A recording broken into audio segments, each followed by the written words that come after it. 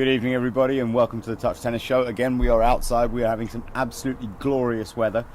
We've managed to get a few grind sessions in earlier on already, and enjoying that little grind session with me was none other than Luke Milligan. Welcome on. Hi Rashid, how you doing? I'm fantastic. You know I am. My forehand's amazing. You can't ask me how I'm doing. And as always, Chris Eaton, how you doing, guys? Chris has sort of pushed himself into the back there. I'm just sort of nestling here. In the shadows. Yeah, letting you boys take the limelight for once.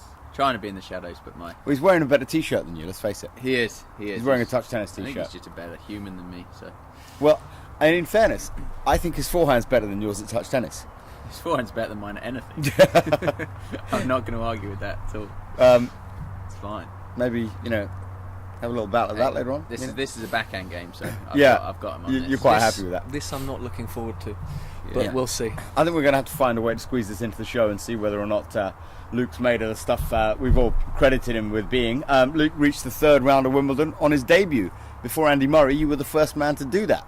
Well, I was the last one before him. A couple of other people did. Becker. I think, fourth round. Lost to Anders Yared. He went over on his ankle. This is true. Yeah. Chris Wilkinson did actually as well. He made Wilkes, third round. yes. That was a few years before me. We need to get him on the show and actually beat him at table football. Because after I lost to him the last time at table football, I was commentating on the US Open at Eurosport with him. And after I lost a lot of money to him, I mean, his snap on his wrist, it's incredible what athletes like you can do with hands. Would just blast this ball through the back of the goal practically.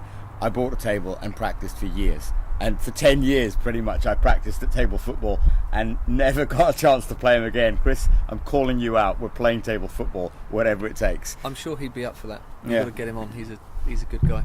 I'll find a way.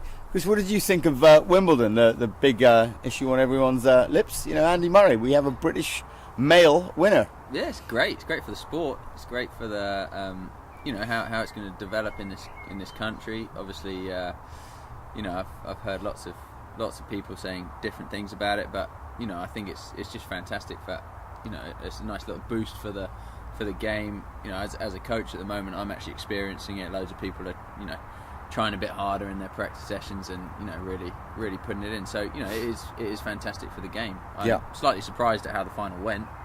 Really?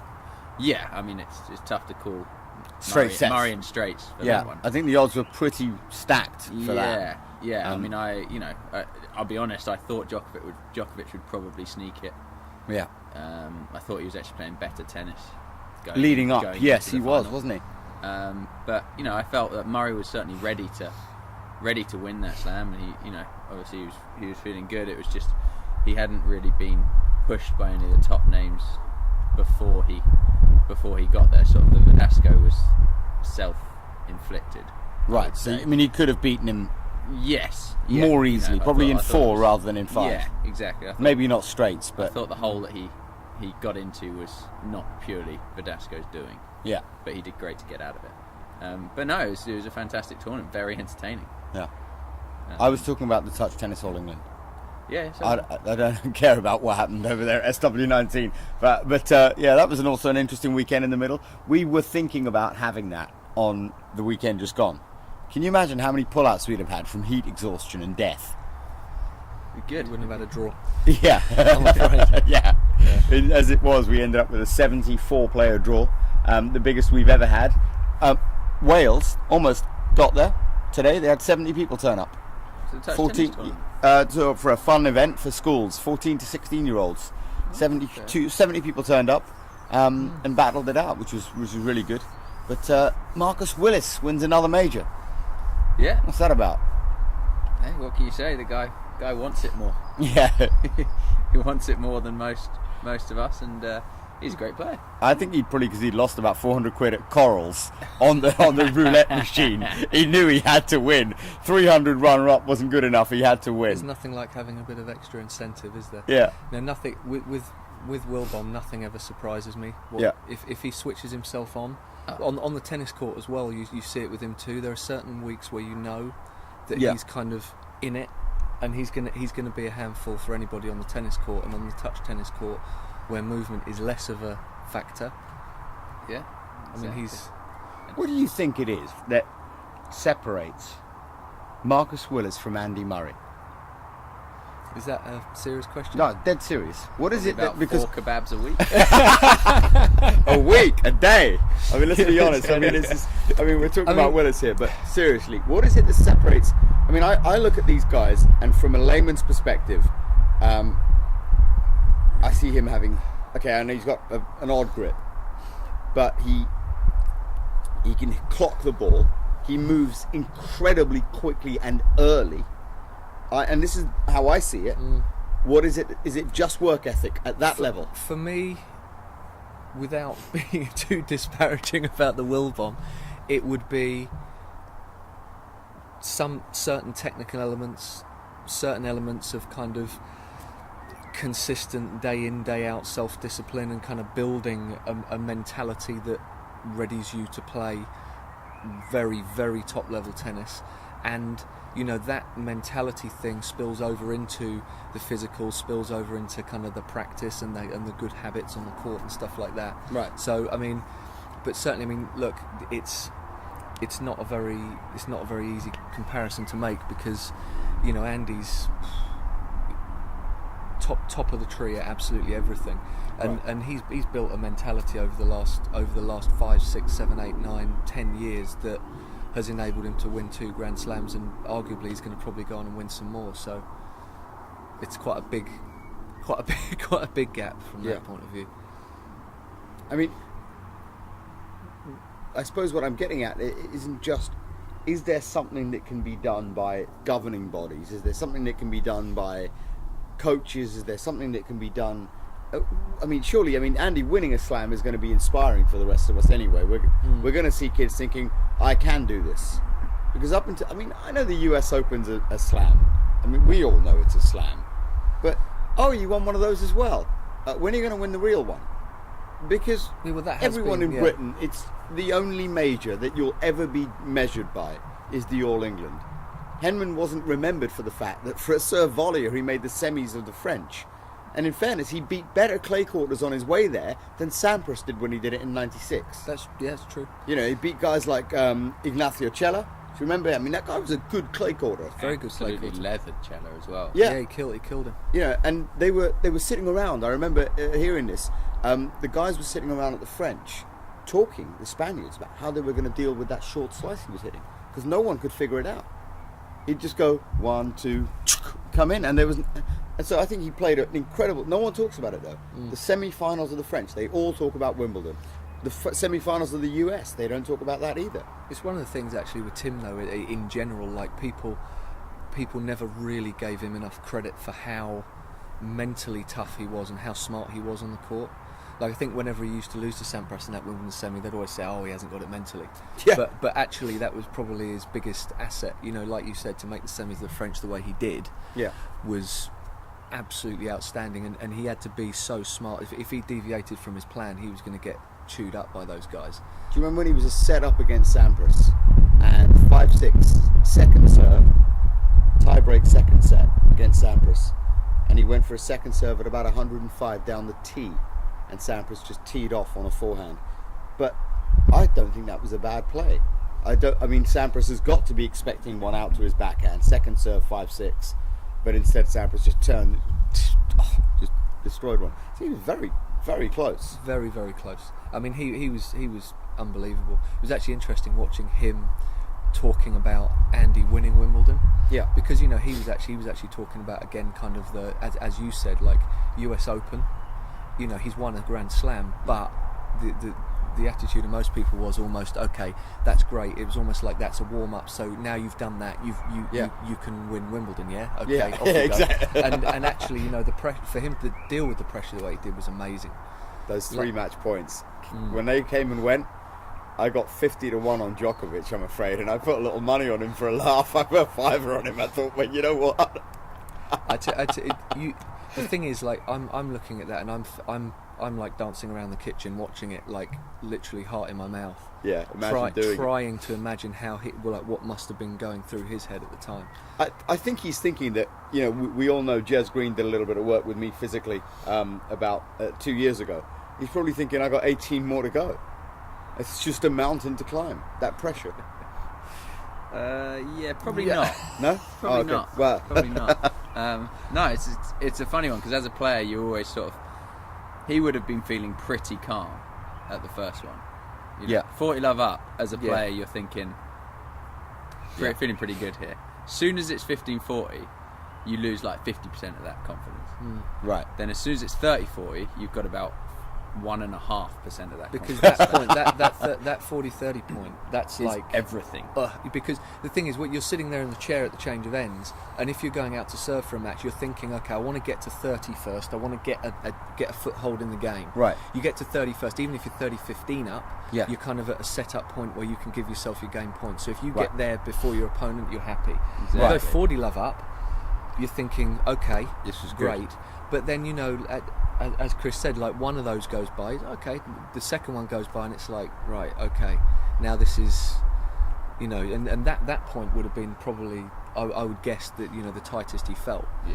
And then, when it can, then the break points down and the way that fluctuated, I mean, it was great to watch. It was good drama, wasn't it? Yeah. Seriously good drama. It was fantastic. What about the rest of the tournament? And we talked briefly a couple of weeks ago about Federer going out as early as he did. Some of us were shocked, some of us were expecting that, that the game is getting to a point where people can trouble him, people can rush him off his shots a little bit. But Rafa going out first round, Federer going out, I mean, it was a strange draw. I mean, people have done it to death on all the TV stations. We've done all of that, but one of the weirdest parts of the tournament was how the women's event panned out. Yeah, I don't think many people would have picked Bartoli versus Lisicki as a quarterfinals. I looked at Bartoli and I wanted to back her to win the tournament as soon as Serena went out, but I was only getting offered 9-1, and I thought, well, I'm sorry for the women's tour, and if I don't get 50-1, I don't bet on it. Like 30 multiples, because so much can happen in any one match. I never look at the women's tour and think, you know what, that's a safe bet. Other than the top three, sort of, it's one of those things that if Serena's in it, she's favourite. Yeah. If Serena's out and Sharapova or Azarenka's in it, they're favourites. One of those two. If one of those two is still in, you still back them. But after those, it's almost like it's in the men's game. You got the top four. Right. In the women's, you got the top one and the other two. Right. And then, but the kind of everybody else. The interesting thing is, like, I ask myself this question quite a lot. Like, so once you take those top three out of the equation, does that show a lack of depth in women's tennis because after them you don't know who's going to win, or does it show that behind them there is actually some depth because any one of a big group of players could potentially win it?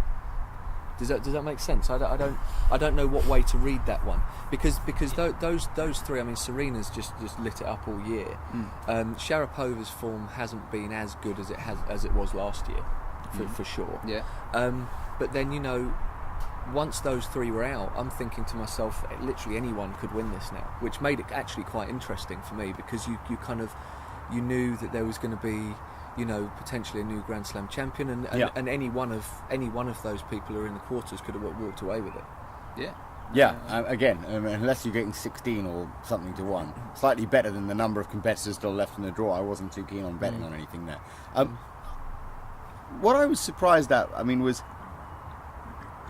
some jokes on Facebook. Those who know me and about Bartoli, some of them were less than savoury comments, but they weren't outright hatred But some of the stuff I read on Twitter was just ridiculous. I mean, really, really nasty stuff about her. And in her defence, for all her... Well, first of all, in my defence, I think that, Bartoli, if she wasn't such a nutcase, all the time, I wouldn't have such a problem. But most of the people seem to have a problem with her because she's not a stunning blonde.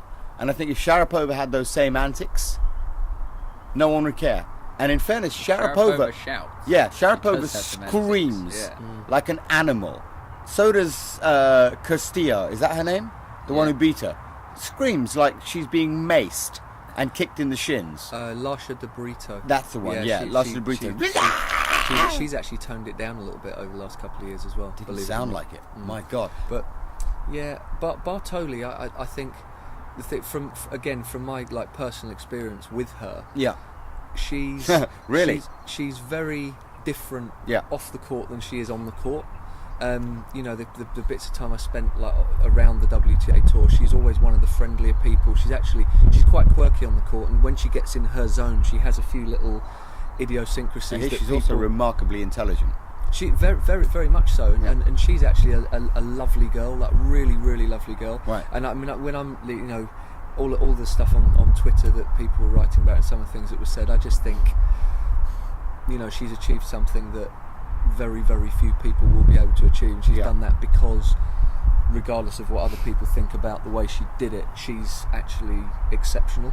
Yeah. So, you know, more power to her. I just don't, you know, I try not to read most of that stuff. I was talking to someone else who's a WTA touring pro who said that if you had any idea how hard she works and how physically fit she actually is, you'd be amazed, because she'd outrun me. She'd do more squats than me. You would be very surprised. And also the thing is, well, in terms of her physical strength, she's extraordinarily strong. So a bit like Willis, like immensely strong, taking off left and right and stuff. And also the power that she generates. She takes the ball unbelievably early. Right. And so she's actually quite deceptive. Like the weight of shot on the ball that's coming through is a lot more than it actually looks, if that makes sense. Yeah.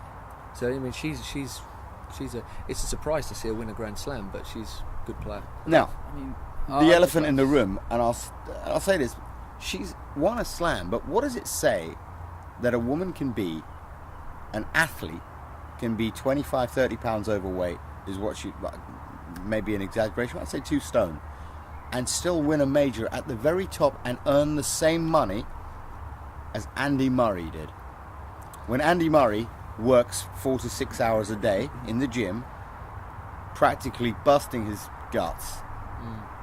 Is that right? I mean, it's a tough. So does she, though. That's the problem I have with it, is that people make the assumption that because they look at it and people say 2 stone, whatever. I think probably you're talking about 8 pounds, 8 to 10 pounds max, and also she does put that same degree of work in. That's the thing. Right. So, you know, I kind of, because I've seen it happen. I've seen her do, before a match, an hour and a half gym session with her old man in the gym to warm up for a match. So it's just the way she's built. Play a match. It's just the way she's built, and she, you know, she's powerful. She's really, really fast twitch. She's onto the ball unbelievably quick, and she's putting in that work. She's putting in the hard yards. I think, you know, you can't win a slam without doing that. Yeah. And I think that the perception that because of the way that she's built, that she must have not put in the work, I think is just wrong. Right. Now, the match itself was shockingly bad from Lizicki. I mean, maybe I should be a bit nicer about Lizicki, but I can't be. You know, I just thinking you should have been raised with a better mentality than that. The back end down the line. That's Becca's favourite one. It's back end down the line. What was that about? Bawling out in tears in a Wimbledon final? I mean, she got overcome with it, didn't she? I think. Yeah. Overcome? What, with £1 million she got? Yeah. But it's, you know, it's how do you deal with man up? What, man up to this may well be the only chance you're ever going to get to live out the thing you've been dreaming for the whole of your life. How do you deal with, firstly, how do you deal with going out and trying to attain it? Right. And then how do you deal with it not happening? And thinking, and then she has to go back and think. Are you hoping for 1 second that I might show some sympathy here? No, I'm just saying for the viewers. It's, you know, how is she's going to go back and then she's going to think. I mean, I don't know how old Lizicki is. She's probably 25, 26, something like that. Yeah, I was going to say. Because she had a period off with an injury, didn't she? She was floating around juniors when sort of, I think she's about my age. I think she's an 89. Yeah, it makes sense. So she'd be about 24. Okay, so she's got time. So she's got time, but she's also got. Bartoli's 29, but right? she's also got Azarenka around. She's going to have, you know. Sharapova's still around. She's still around. Serena's still, you know. She beat Serena. She's beaten 4 Slam champions at Wimbledon. Yeah. Every time someone's won the French, she's come up against them and beaten them at Wimbledon. That's the 4th time. Okay, but is she thinking, yes, I can do that again? Maybe. Is she thinking, I can definitely do that again? Yeah. No. You know, and that's where she's at. She's like, this was I'm playing Bartoli for my dream.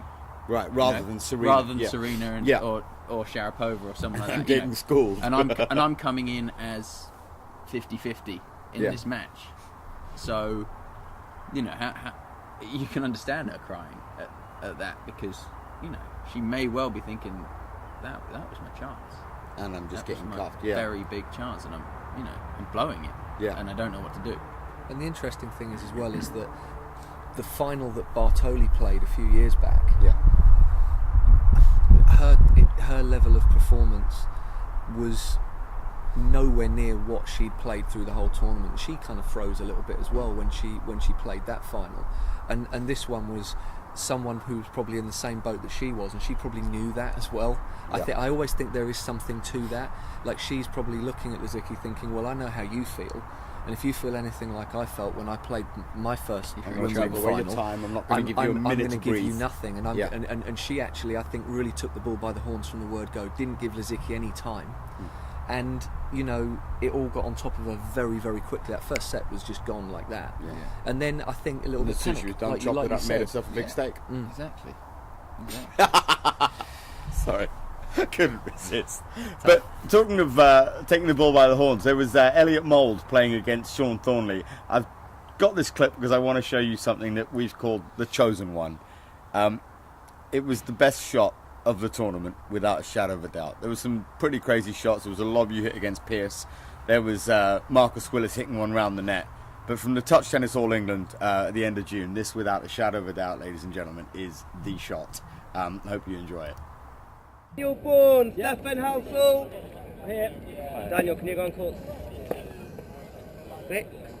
Which is what? The back one.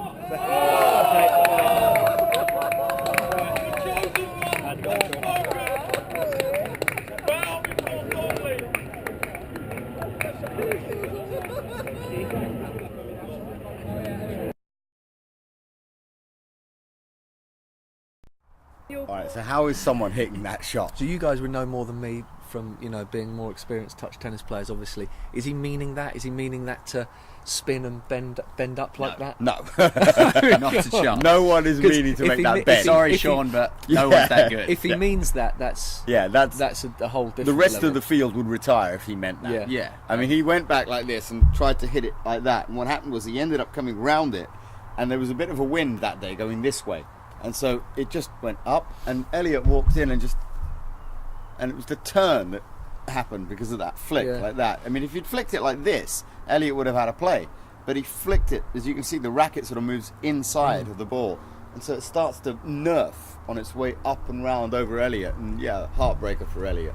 Yeah. I love it though, when I watch a clip like that. I love to think that in his head he's thinking, okay, bit of slice, use the wind, cut it back, but no. Not a chance. No, not okay, a chance. fair enough. I bet he'll disagree with that. Yeah, of course, the chosen one will probably say disagree. that, I mean, we've had actually, I had a tweet from him just earlier on, just before we started the show. I'd said to him, I'd asked him about.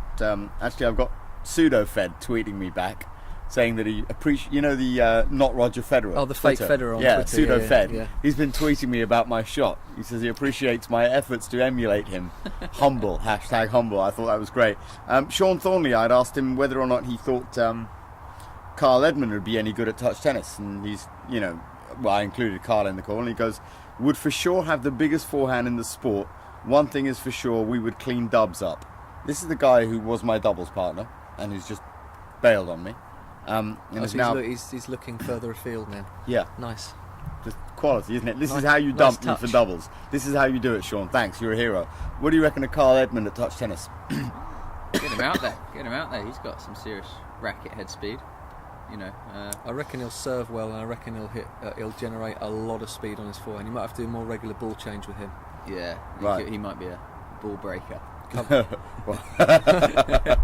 Well, we've had a few of those on the tour lately, haven't we?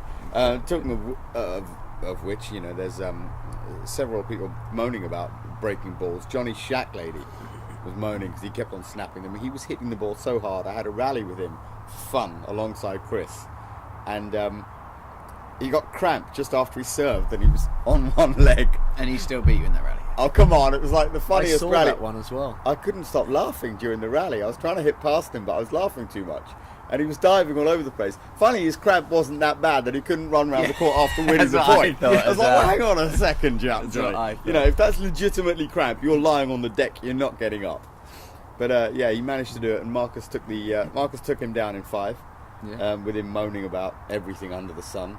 Broken balls, you name it. Yeah, he's northern. He's got to be making noise about something. Yeah, he's always moaning about something. But credit to them, they stayed till the end, and they helped out clear up. Where were you at the end? Me? Yeah. At home. Yeah, in bed. Yeah. Yeah, moaning because you lost to Roberts. Moaning because I had to do a 7:30 a.m. session the next day, and I couldn't feel any part of my body. But that's the joy of best of 5 sets. I think 3 out of 5 really does lend itself to the best player. Joy. There wasn't any joy. It was joyful for me. I lost first round. I got to sit in the sun the whole afternoon. I really enjoyed it. Yeah, Luke, what do you think of going forward? Into the hard court season. Andy's got some points to defend, not too many, but he's got quite a few to defend. What do you think of his, his run going into the US season?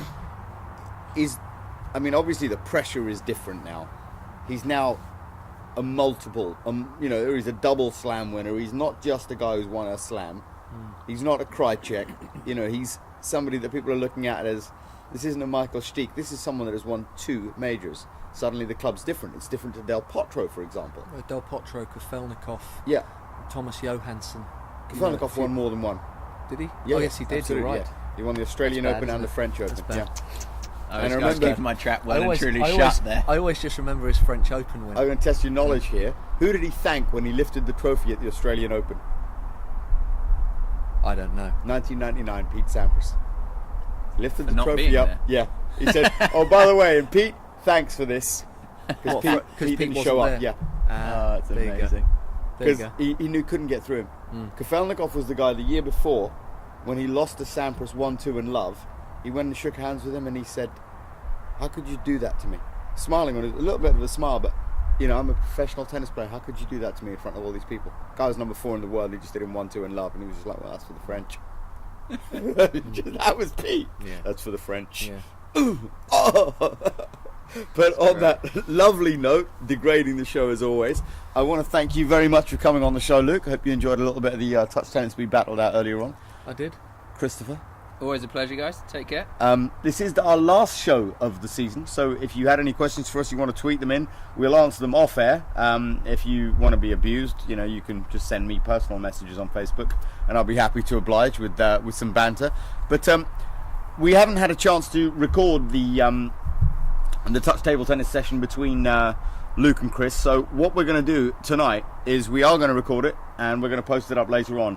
But until then, just to prove a point, I'm going to play first to 3 points against Luke from here. Okay. What do you reckon, Chris? Reckon I can have him? Oh, there goes my phone. Nope. I reckon. Thanks for the vote of confidence. First to 3. I reckon we've got about 2 points in us until the ball goes somewhere unattainable. All right, you serving? I'm trying. Let's go. Okay.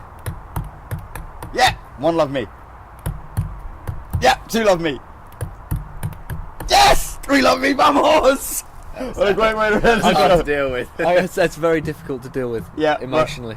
But I'll get over it, I'm sure. I hope you will. Thank you very much for watching. We'll see you at the end of August when we're back around the US Open. And thanks for everyone who did tune in over the last couple of months. Good night. Cheers, guys. Thank you.